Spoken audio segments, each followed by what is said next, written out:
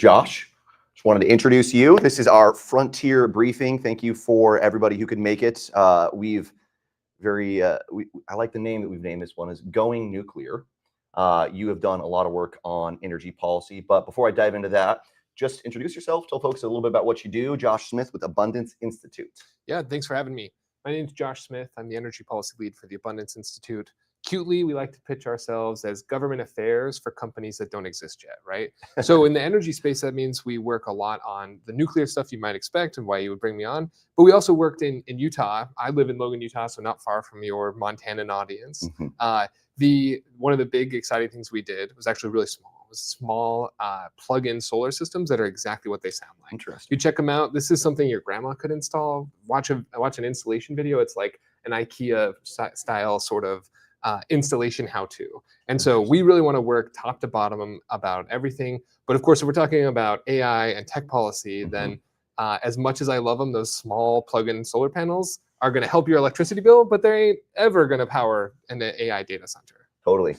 Well, I mean, the background here for our audience too is folks will likely know Montana hasn't really had any data centers up until probably the last 6 months. We've had quite a few announcements. That's great. And we're really excited about it too, but some people are concerned. So since we're starting, kind of conversation about data centers, what are some of the things, for instance, one thing we've heard folks saying is, well, what about the water, right? We're in a Western state, Montana, like water is for fighting, whiskey's for drinking. Yeah. The classic saying that everyone hates because we hear it so often.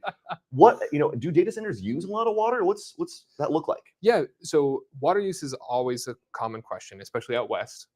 The issue is when you hear these big numbers, like 17.8 billion gallons of water will be used sometime over the next year or so within data centers. Sounds like a lot of water. It's a lot more water than I feel like I use every day. But in reality, it's actually only a tiny portion of the water that is consumed and used all the time. So for comparison, if you use ChatGPT, you throw in 300 different queries, that's going to be like less than a water bottle worth of compute requiring water, right? Yeah. And compare that with, say, a hamburger is 660 gallons worth of water to produce start to finish. And so there's so much that people are missing in the context. And I'll throw out a recommendation for anyone who's curious. There's a great writer, Andy Masley, who's been debunking a lot of the energy concerns and water concerns. He's who I'm stealing the 660 gallon number from. Okay. But today he published a great piece about, okay, if data centers really cause so much destruction to local water systems, show me the proof. And he's motivated because Times ran a story recently about it that had affected well water in nearby areas that have you have a house on a well, something Montanans are going to know well.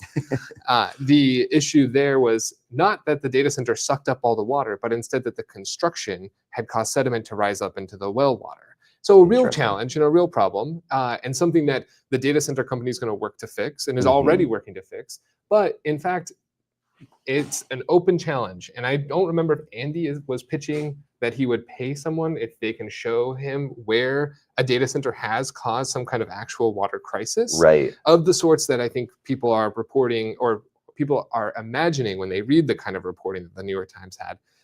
But certainly, like, if someone can send me an article, my email is josh@abundance.institute, and show me, okay, my city permitted one of these and suddenly there is no water, I will give you $100 because I would love to have a real concrete example to understand what the trade-offs are. Totally. But in the case of water, I think a lot of it comes simply because most people aren't dealing with water day to day. It comes out of the tap. It comes out of, even think about this, water is so plentiful that the water in your toilet is potable. If it wasn't going to your toilet, you could just drink it instead, right? So yeah, West has real water challenges. Those have very little to do with data centers. Yeah, so what are they using water, to cool? Is it for cooling then? Yeah, that's right. Okay, And so it's then cooling. of course they'll have cooling, and then these sites have employees who are going to have water. And here's a concrete example, right? Or maybe a figure for the next time everyone's at a trivia hour or something.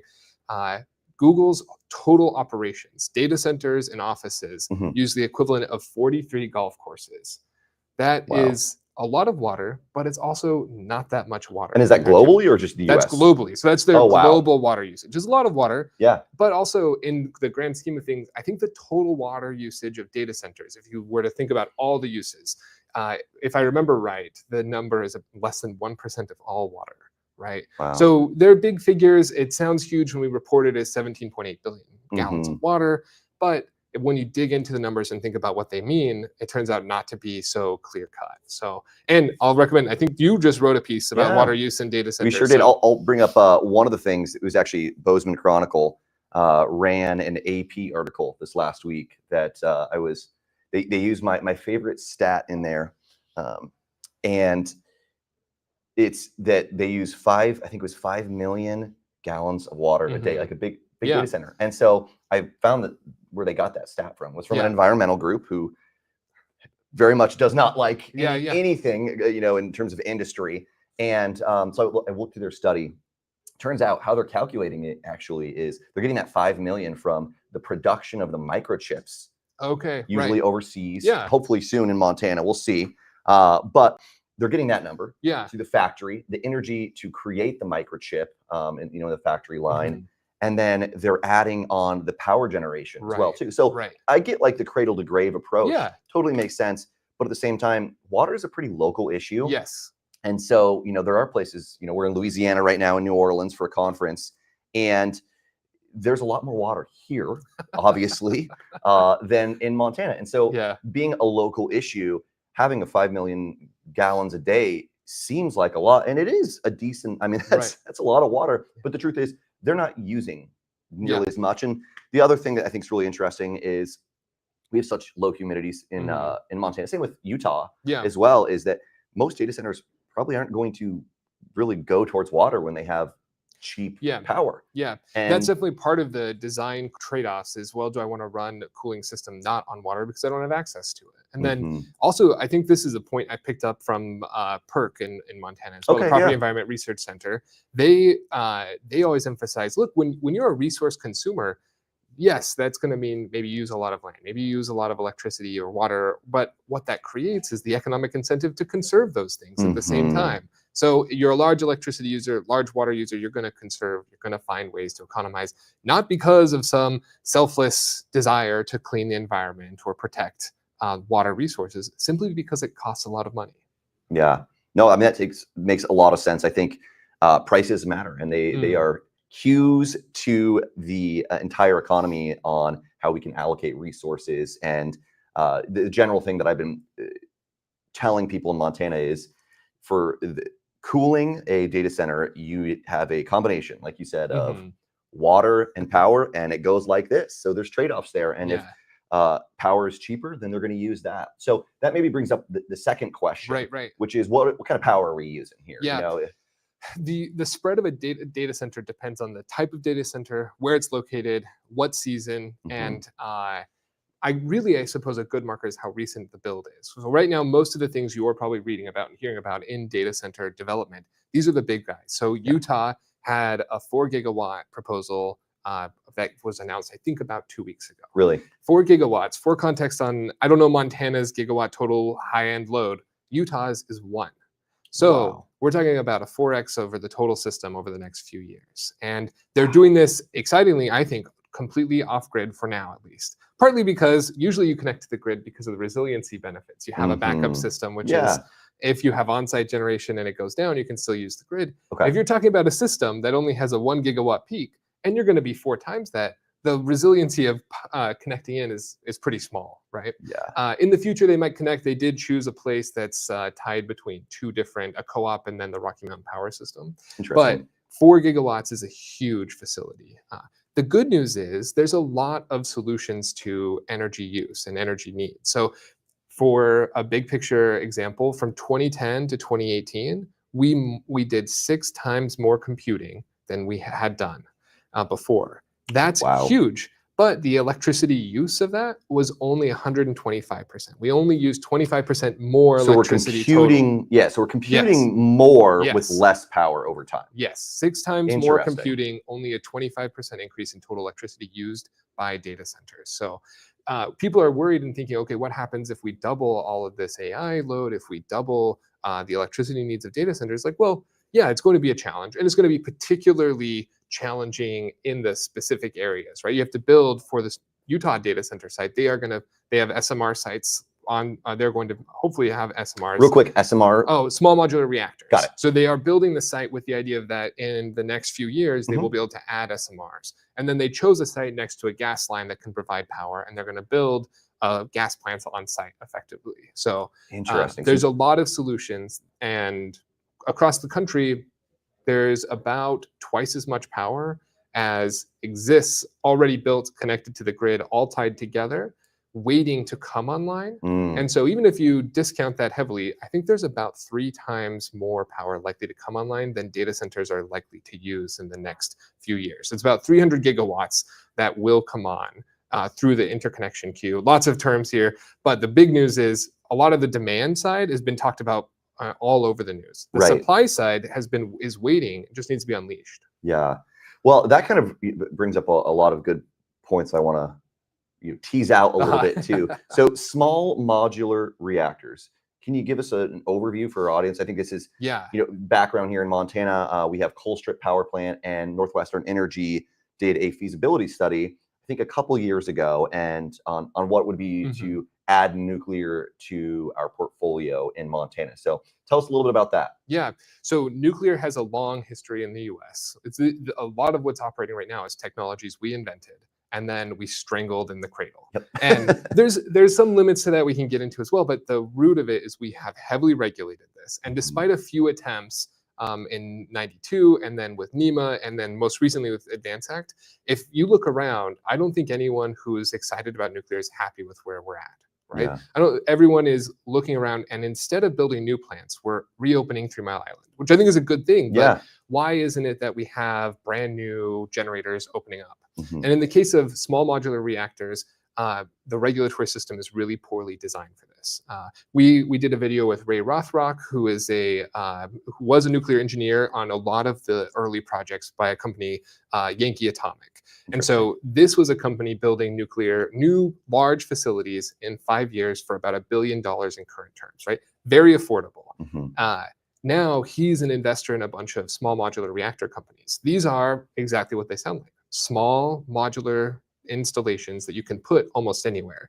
A couple weeks ago, I was at the American Legislative Exchange Council meeting. A group of right-wing Republican lawmakers come together to talk about policy.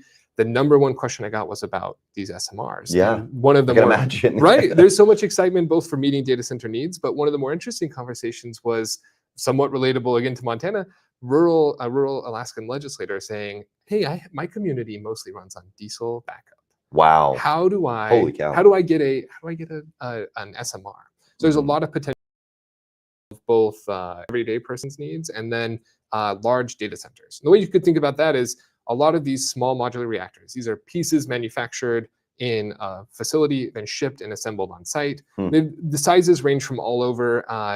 SMRs, I usually think about is somewhere between the 10 and 25, maybe 50 megawatt range. But depending on who you talk to, they range from 1 megawatt, I believe is a reactor that Oklo is considering, all the way up to 200, 300. Every once in a while, the Wyoming reactor that's coming in on an old coal site is referred to as an SMR.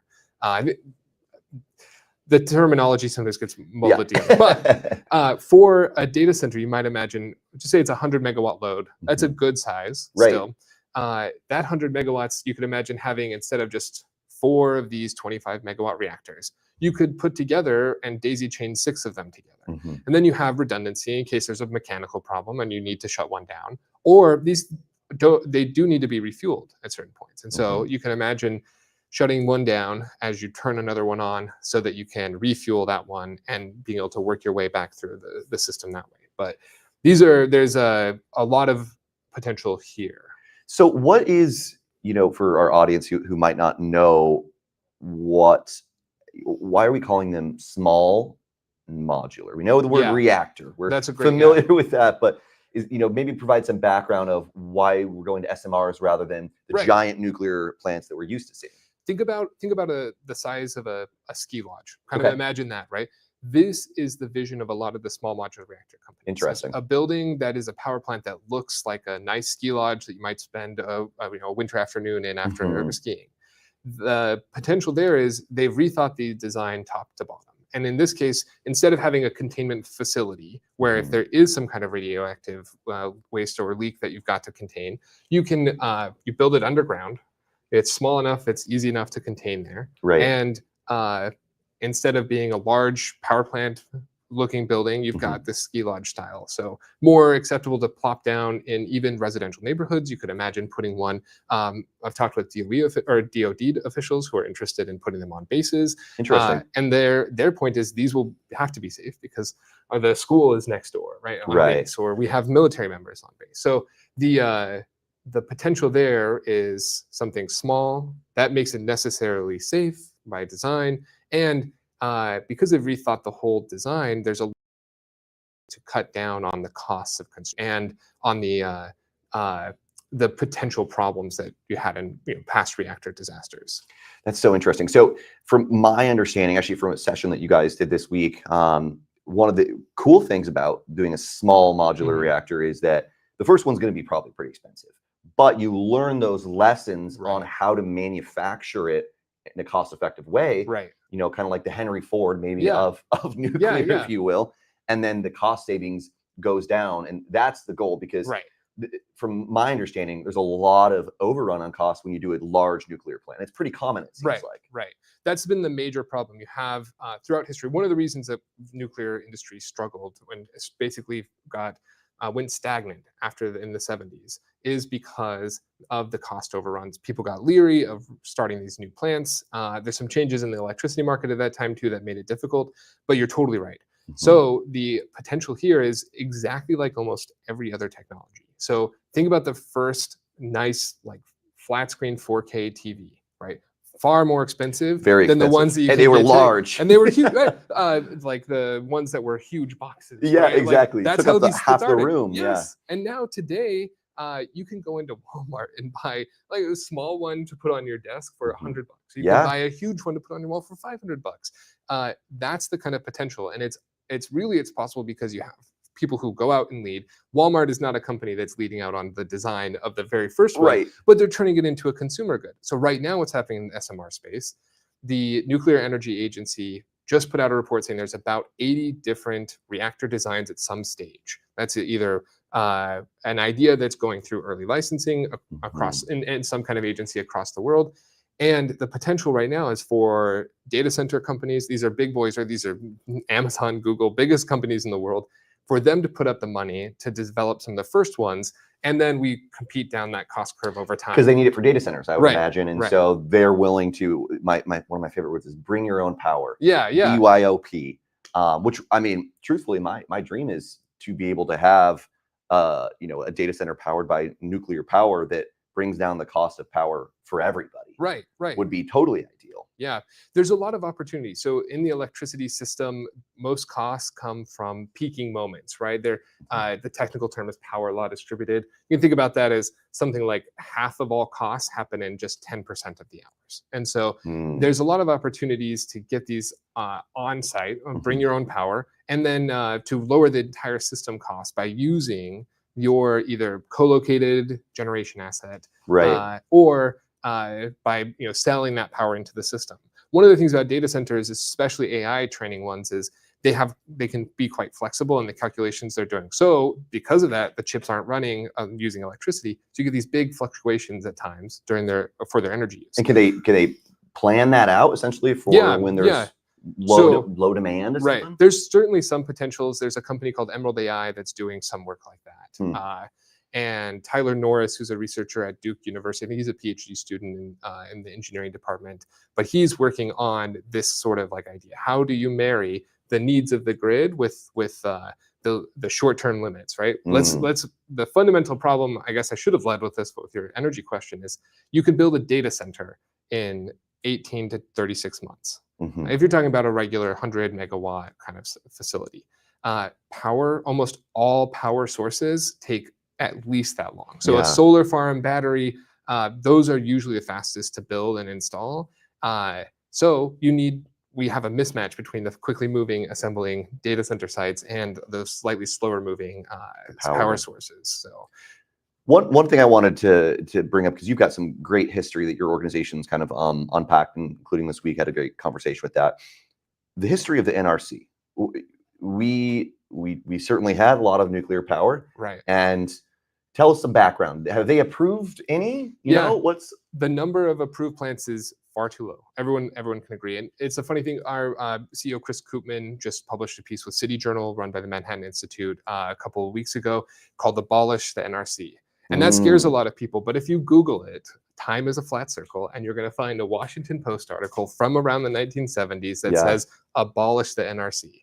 And that's simply because we've strangled it. There's a ton of regulatory problems. There's some market problems, which very simply are, before the 1970s, you have increasing load growth. So you have more and more power needs coming online. In the 1970s, you get sort of the Paul Ehrlich inspired fears about population. You get some natural population slowing down.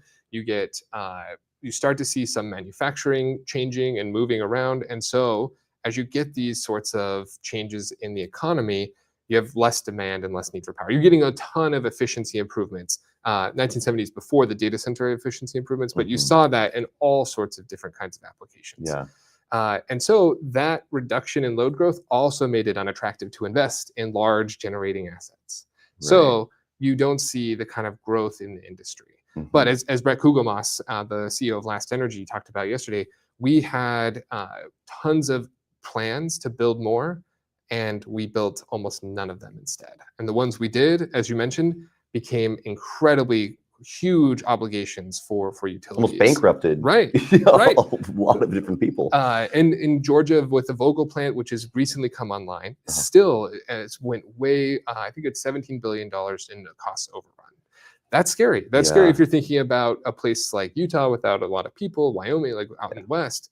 You want to be careful about overruns on those, and that's part of why these SMRs are exciting. Yeah, no, I think it's definitely a concern for folks. But I think there's a common misconception that I often hear, and that's, well, we don't build nuclear anymore because it was too dangerous. And this kind of paints a different story, that it wasn't because it was unsafe. They're incredibly safe. They're probably the safest ones that we have of all our energy generation. What's different, though, is that we created a regulatory structure in the 1970s, I believe, the NRC, and we basically regulated nuclear out of existence. And it wasn't because they were being unsafe or anything like that. It was kind of it's a separate agency, I believe, right? Yeah, so it's new. The NRC is an independent regulatory agency. We'd like to say it had unprecedented authority. Use that instead unfortunately to squash nuclear innovation. And it happens at a time when you have Chernobyl, you have 3 Mile Island, and those are the kinds of things that drive conversations and fears of nuclear. In the case of Chernobyl, to deal directly, I think this is the number one thing nuclear advocates should do, is deal honestly and directly with people's concerns. In this case, Chernobyl, gets this big HBO documentary, I think widely thought to be fairly accurate, but I've never seen it, so I can't speak to that. Really good. Okay, that's good.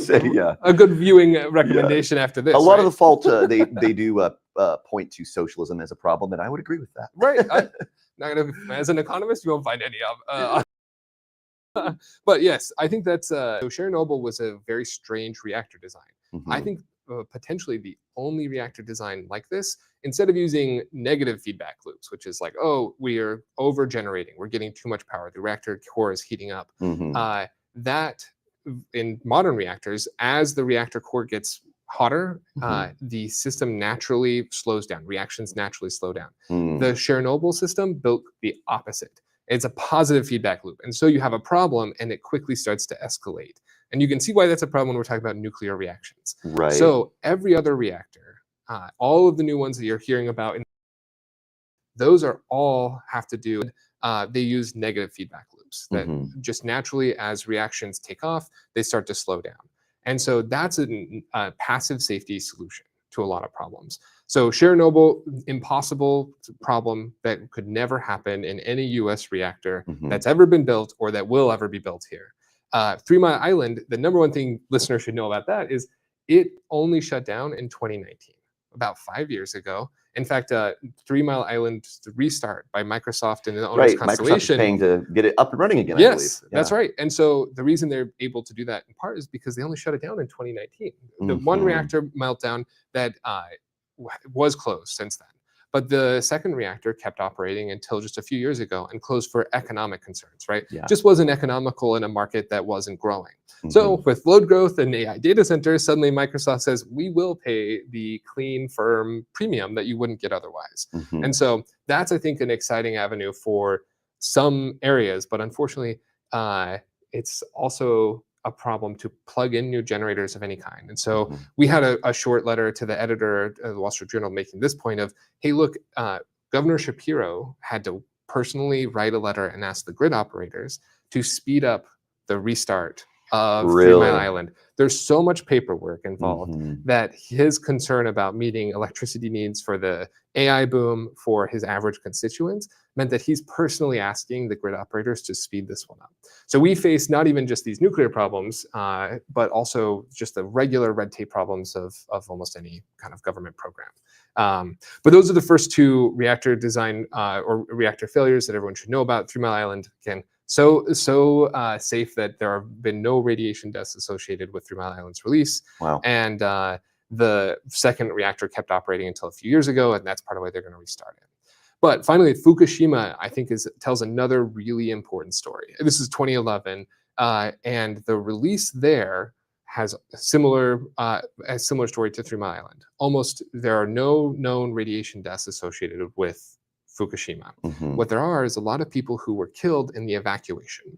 And so Timothy Gregory just wrote this new book called Going Nuclear. Love it. His great minds think alike. Right. He is a UK nuclear scientist. And in this book, he talks about the fear of radiation has now indisputably killed more people than nuclear ever has or ever will. So was it just like the panic to flee? That's right. So it's people. So you pull elderly people out of nursing homes, out of facilities, care facilities, and you're moving them. It's people who get harmed or hurt in the evacuation process.